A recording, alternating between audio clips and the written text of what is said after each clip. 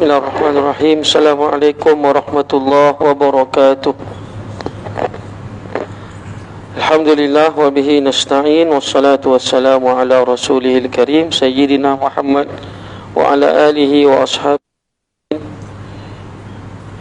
Rabbi shrah li sadri wa yassir li amri wahlul 'uqdatam min lisani yafqahu qawli. Amma ba'd. Alhamdulillah, pertama sekali kita panjatkan syukur pada Allah Subhanahu wa taala atas limpah rahmatnya dapat kita bersama-sama pada waktu ini. Moga-moga Allah Subhanahu wa taala sentiasa merahmati pertemuan kita insya-Allah. Muslimin yang dirahmati Allah Subhanahu wa taala, di waktu yang ada ini suka untuk saya kongsikan dengan tuan-tuan beberapa ayat yang dipetik daripada surah Yasin.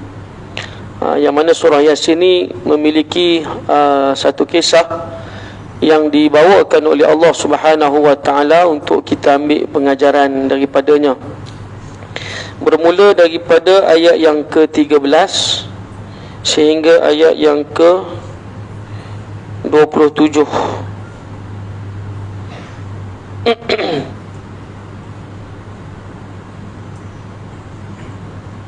Sehingga ayat yang ke-29, tuan-tuan, sehingga ayat yang ke-29. Yang ke-13, Allah Subhanahu wa taala di permulaan surah taala menyatakan bahawa Allah mengirimkan Nabi kita Muhammad sallallahu alaihi wasallam dan menurunkan Al-Quran. Dan diceritakan kat situ pada permulaan surah Yasin, bila masuk ayat yang ke-13, Allah Subhanahu wa taala nak mula kisahkan kepada kita satu cerita, yang mana cerita ini disebutkan oleh kebanyakan ahli tafsir berlaku di salah satu negeri ataupun kota yang dinamakan oleh para ahli tafsir sebagai Antakya. Saya tak pastilah nak sebut dalam bahasa selain Arab, mungkin ada sebut Antakya berdasarkan kepada tulisan Ruminya lah, maka disebutnya begitu. Tapi dalam kitab-kitab tafsir bahasa Arab macam Ibnu Kathir, Jalalain dan sebagainya, ditulis dengan tulisan Antakya dengan huruf ta. Dan negeri Antakya itu hari ini terletaknya di bawah pemerintahan kerajaan Turki. Wallahu a'lam, itu adalah perbahasan di kalangan para ahli tafsir lah. Tetapi dalam Al-Quran tidak disebutkan dengan nama Antakya itu, dia hanya sebut secara umum sebuah kota. Saya bacakan ayatnya. Allah Ta'ala menyatakan, وَاضْرِبْ لَهُمْ مَثَلًا أَصْحَابَ الْقَرْيَةِ إِذْ جَاءَهَا الْمُرْسَلُونَ. Ceritakan kepada mereka, wahai Muhammad, tentang satu perumpamaan, satu kisah berkaitan dengan penduduk kota Al-Qaryah. Qaryah ni bahasa kita, tapi kita sebut Qaryah ni Qaryah dengan makna penduduk setempat, ahli Qaryah kan. Dalam Quran disebut Ahlul Qaryah. Qaryah asal makna kampung, tapi ditafsirkan dengan terjemahan kota ataupun negeri. Sebahagian tafsir bahasa Melayu diterjemahkan negeri. Ceritakan kepada mereka, iaitu orang-orang yang enggan mengikut agama Islam, ada satu peristiwa yang berlaku di satu kota ketika mana telah datang kepada mereka utusan-utusan Allah. Idh arsalna ilaihim itsnaini fakadzabuhuma. Ketika mana datang kepada mereka, diutuskan kepada mereka dua orang rasul, fakadzabuhuma, tapi mereka mendustakan kedua-duanya, tak terima. Dua orang rasul ni datang bawa ajakan supaya menyembah Allah, tapi penduduk kota ni tolak, tak mau terima. Lalu Allah Subhanahu wa taala sebut, fa'azzazna bi thalith, kami perkukuhkan dengan rasul yang ketiga. Tengok, nak bagi sokongan supaya dakwah itu betul-betul sampai. Allah Ta'ala hantar dua terus. Dua orang ditolak dakwahnya, lalu Allah Ta'ala perkuatkan dengan yang ketiga, fa'azzazna bi thalith faqalu inna ilaikum mursalun. Lalu ketiga-tiga orang rasul ini sekali lagi mengajak para penduduk kota dengan menyatakan bahawa kami ini adalah utusan-utusan Allah yang diutuskan oleh Allah Subhanahu wa taala. Lalu apa jawab penduduk kota ni? Qalu ma antum illa basharun mithluna. Penduduk kota ni kata, takkanlah kamu ni rasul, sedangkan kamu ialah manusia seperti kami. Jadi anggapan itu memang dah berlaku daripada dulu sampailah kepada umat Muhammad sallallahu alaihi wasallam. Bila sebut rasul utusan Allah, mesti dia ada kepelikan, dia bukan manusia, dia mesti macam tu. Itu mitos dalam pemikiran manusia. Bila kamu kata kamu itu utusan Allah, kamu mesti bukan manusia punya. Jadi mereka kata qalu ma antum illa basharun mithluna wa ma anzala ar-rahmanu min syai' in antum illa takdzibun. Mereka kata kamu ni tidak lain dan tidak bukan, hanyalah menipu sahaja. Itu adalah sunnah dalam nak menceritakan tentang kebenaran. Akan ada orang yang tolak, orang yang tak terima, orang yang bantah. Bukan bermakna semua bantah, ada yang terima, tapi yang terima ramai. Dalam menerima kebaikan ni memang tak ramai. Sebab itu dalam Al-Quran bila disebutkan tentang orang yang tidak berakal, orang yang tidak berfikir, orang yang tidak beriman, orang yang tidak mahu mengambil pengajaran, Allah Ta'ala akan menyebutkan dengan bilangan ataupun jumlah yang banyak. Walakinna aktsaran nas la yashkurun, walakinna aktsaran nas la ya'lamun. Akan tapi ramai, kata Allah, mereka yang tidak bersyukur. Ramai, kata Allah, mereka yang tidak mengambil pengajaran. La yaqilun, la mengambil peringatan digunakan oleh Allah Subhanahu wa taala. Yang sikit siapa? Yang sikit orang yang beriman. Wa qalilum min ibadiyasy syakur. Sedikit sangat di kalangan hamba-Ku yang bersyukur. Jadi itu biasa tuan-tuan. Dalam kalangan manusia yang menerima kebaikan itu sedikit, yang menolaknya ramai. Baik, lalu mereka kata kamu ni tidak lain dan tidak bukan hanyalah menipu. Qalu rabbuna ya'lamu inna ilaikum lamursalun. Jawapan para rasul ni dia kata apa? Mereka kata apa? Mereka kata umat, ini bahasa ahli tafsir, umat, rabbuna ya'lam, Tuhan kami mengetahui bahawa kami ini adalah utusan-utusan yang benar-benar diutuskan oleh Allah Subhanahu wa taala kepada kamu. Tadi dia jawab, mereka kata kami ni utusan daripada Allah, mursalun. Dekat ayat yang berikutnya disebutkan la mursalun, maksudnya ada lam kat situ. Lam tu makna pengukuhan, betul-betul diutuskan oleh Allah kepada kamu. Kan, maknanya untuk menceritakan kebenaran bahawa kami ni betul-betul. Tapi yang tahu siapa? Yang tahu hanya Allah Subhanahu wa taala. Kan? Maka dengan sebab itu, ketika mana manusia tidak menerima kebenaran, jawapan hati kecil baginda sallallahu alaihi wasallam ialah cukuplah Allah Subhanahu wa taala itu sebagai saksi. Wa kafa billahi syahida, cukuplah Allah sebagai saksi. Ketika mana kita mengajak manusia kepada kebenaran tapi manusia tak nak terima, tak apa.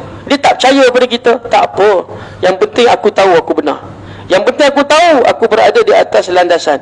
Wa kafa billahi syahida, cukuplah Allah Ta'ala itu sebagai saksi.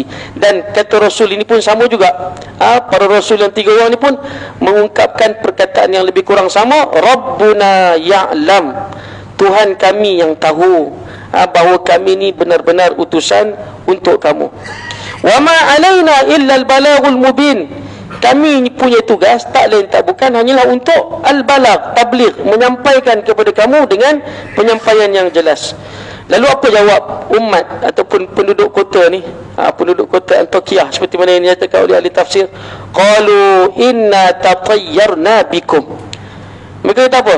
Kami ni berasa malang lah dengan hampa ni. Orang Kedah kata gitulah. Berasa macam rasa malang, rasa celaka. Istilah tatayar tu maksudnya celaka, rasa macam sempit hidup ni dengan dakwah yang kamu ajak. Kan? Dengan dakwah yang kamu ajak ni kami rasa sempit. Qalu inna tatayyarna bikum. Kami rasa ketat dada ni. Itu biasa tuan-tuan. Kita dulu pernah duduk rumah bujang kan, sebelum kahwin, masa kerja dulu, kita jenis solat, member serumah jenis tak solat. Tengok kita balik, jom solat, dia dah ketat dada dah tuan-tuan. Dia tak boleh, ni budak soleh ni balik dah, dia kata kan, orang bertakwa dia dah balik dah, orang alim ni balik dah. Dia jadi ketat dada. Itu biasa. Ketika mana ada orang yang baik bercampur dengan golongan yang tak baik, golongan yang tak baik akan rasa ketat dada. Inna tatayyarna bikum. Di mana-mana golongan yang macam dia rasa macam, Allah, hanya orang soleh sangat ke? Gitu. Dia kata, hanya orang bertakwa sangat ke? Hanya alim sangat ke? Lalu apa yang mereka gertak kepada para rasul ni? La illam tantahu la narjumannakum wa la yamassannakum minna azabun alim. Kalau kalian tak berhenti daripada tugas kalian ni, kerja buat, duk ajak orang buat baik apa semua, duk dakwah apa semua ni, pasti akan kenakan kepada kalian satu siksaan yang pedih. La illam tantahu, ini satu gertakan kan. Jadi itu biasa kita jumpa di mana-mana orang yang macam ni kan. Bila dia dah mati akal, dia dah tak ada hujah, dia tak ada apa yang lagi pukul ya kan, lagi dia tindakan secara keras. Lanarjumannakum, kami akan kamu. Setengah ahli tafsir kata rejam dengan batu, ada kata rejam dengan ungkapan-ungkapan yang jelek. Wala yamassannakum minna azabun alim, dan pasti kami akan kenakan kamu dengan azab yang pedih. Qalu ta'irukum ma'akum. Apa jawapan para rasul? Ta'irukum ma'akum. Yang celaka tu kamu lah, kata para rasul. Kan? Yang celaka tu kamu. Celaka itu ma'akum, berada bersama dengan kamu. In dzukirtum, bila mana diberikan peringatan kepada kamu, bal antum qaumun musrifun, kamu tak terima dakwah, kamu tak terima, hati kamu tak terbuka. Sebab tu celaka tu bersama dengan kamu, malang itu berada bersama dengan kamu. Situasi kita di dunia hari ini, orang yang memperjuangkan, contoh lah saya sebut contoh real, hari ini orang perjuang tentang LGBT kan, dekat Qatar sampai bawa apa panggil tu, lilit tangan kan, amben lilit tangan tu ditulis one love. Orang tegur, dia rasa itu Qatar ni. Tapi yang celaka siapa? Yang teruk siapa? Hampa lah teruk kan? Hampa lah yang mengamalkan LGBT. Dan orang yang pakai lilit tangan tu pun silap-silap, dia pun tak buat benda tu, dia pun rasa jijik. Tapi kerana mungkin nak memperjuangkan, nak bagi tahu dia lah paling open minded, paling terbuka, paling meraihkan kemanusiaan, maka dia pun pakai. Sebenarnya yang malang itu kamu yang tak terima kebenaran, kamu yang tak terima hakikat bahawa ini sebenarnya jalan yang sepatutnya. In dzukirtum, diberikan peringatan, antum qaumun musrifun, kaum yang melanggar batas. Baik tuan-tuan, lalu bila berlaku situasi begini, Allah Ta'ala sambung satu kisah lagi, cerita yang sama, waktu yang sama, zaman yang sama kan? Ada sebahagian terima, ada sebahagian tak terima. Antara mereka yang terima, kata Allah Subhanahu wa Ta'ala pada ayat yang ke-20, wa jaa min aqsal madinati rajulun yas'a, telah datang satu orang manusia daripada hujung kota. Aqsa tu hujung kota, dalam keadaan tergesa-gesa datang kan? Dia datang untuk apa? Qala ya qaumi ittabi'ul mursalin, wahai kaum aku, ikutlah para rasul ni. Tengok, daripada ramai-ramai lawan ni, ada seorang, kata Allah, yang dia ni datang ikut dakwah para rasul, dan dia ajak juga kaum dia, geng penduduk, ikut para rasul ni. Jadi ada penyokong rupanya, tapi tak ramai seorang. Ini Subhanahu wa Ta'ala.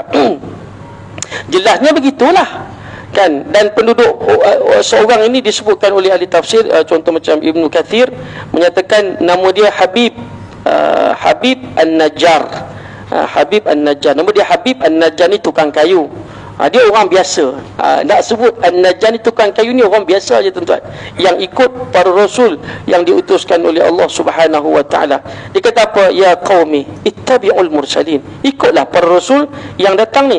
Ittabi'u man la yas'alukum ajra wa hum muhtadun, ikut ikutlah para rasul yang diutuskan ni. Mereka bukan minta balasan apa pun, mereka bukan minta jawatan pun, bukan minta upah pun, bukan minta pujian pun. Dan mereka itu wahum muhtadun, orang yang telah diberikan petunjuk oleh Allah Subhanahu wa taala. Jom ikut sekali. Tu daripada ramai-ramai umat Muhammad sallallahu alaihi wasallam ni, siapa yang nak follow Nabi dan juga buat kerja Nabi sallallahu alaihi wasallam? Kita lah. Kan, kita paling tidak kita ajak anak bini kita. Kan, kadang-kadang anak bini kita pun tak biasa dengan kita baru bertaubat ni pun, dia pun ketat dada juga, tuan-tuan. Ya, abang ni lain macam lah. Baru balik main Jumaat, terus kepiah tak tanggal ni. Contoh, dia pun jadi ketat dada juga. Tapi itu biasa, sebab sunnah kehidupan manusia ni memang disusun oleh Allah macam tu. Kita pun macam tu juga. Kadang-kadang tengok orang lebih, hang ni buat semangat kelajak yang buat apa, kan? Itu biasa, tuan-tuan. Tapi kita kena buanglah sikap-sikap begitu. Baik, ittabi'u man la yas'alukum ajran wa muhtadun wa ma liya la a'budu alladhi fatarani wa ilaihi turja'un. Dia kata takkanlah, ini kata Habib An-Najjar ni, yang seorang yang beriman ni, dia kata takkanlah aku nak sembah Tuhan yang telah takkanlah aku tidak menyembah Tuhan yang telah menciptakan aku.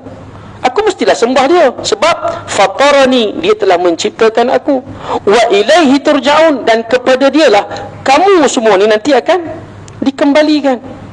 So jomlah sama-sama, kan, kata Habib An-Najjar kepada penduduk ataupun penduduk Antakya tadi, kaum gitulah.